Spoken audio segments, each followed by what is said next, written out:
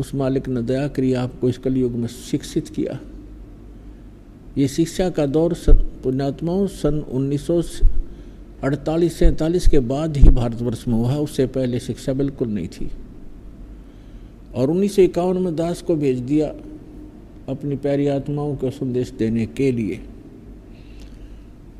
और अभी ये मीडिया और ये जितना भी साइंस की तरक्की जो हमारे लिए आवश्यक है सदग्रंथों को समझने के लिए, ये अभी 2000 के बाद का ये सारी देन है परमात्मा की। मोबाइलों का बनना, ये इलेक्ट्रॉनिक मीडिया जो टीवी चैनल ऐसे बढ़िया बना देने, तो ये परमात्मा ने दया करी आपके ऊपर, ताकि परमात्मा के बच्चे उन्हीं सदग्रंथों से भगवान को जाने जिनको शुरू से ही शिरोधार्य किए हुए थे।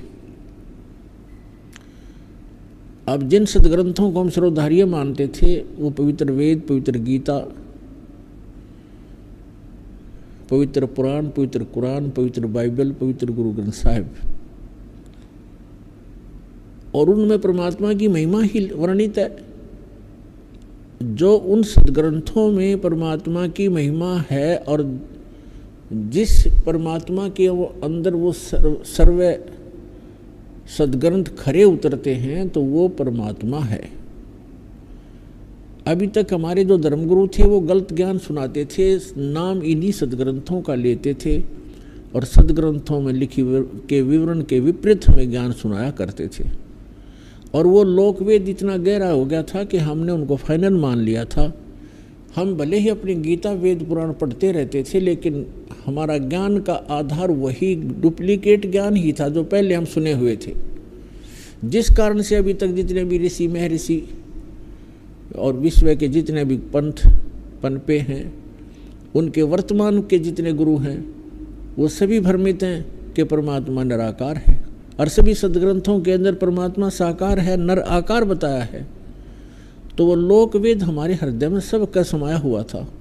सदग्रंथों को आधार मानते थे, ज्ञान उसके विपरीत ही हम स्वीकार किए हुए थे। उसको हटाने के लिए इन सदग्रंथों को आपके रूबरू करना अनिवार्य था।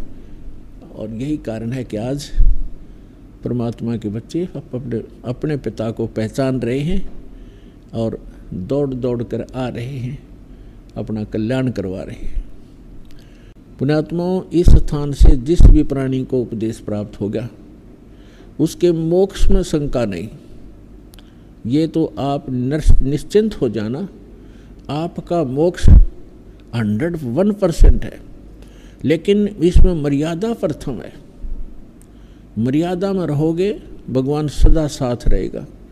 मर्यादा तोड़ दोगे तो सीता जैसा हाल होगा, जिसने जरा सी लापरवाही की थी, लक्ष्मण रेखा लांघ दी थी, और उसके बाद उसने सोचा तो ये था जरा सी लगी थी, क्या फर्क पड़ता है, अभी चली जाऊंगी, वापस आ जाऊंगी, आटा डाल के साधु के।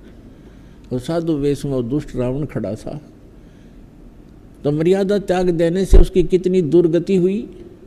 12 वर्ष तक रावण की कैद में पड़ी रही, सड़ती रही, लाखों करोड़ों व्यक्ति मारे गए, तब जाकर उसका छुटकारा हुआ। कैसे कितने पाप की भागिन बनी एक जरा सी मर्यादा लांघ देने से।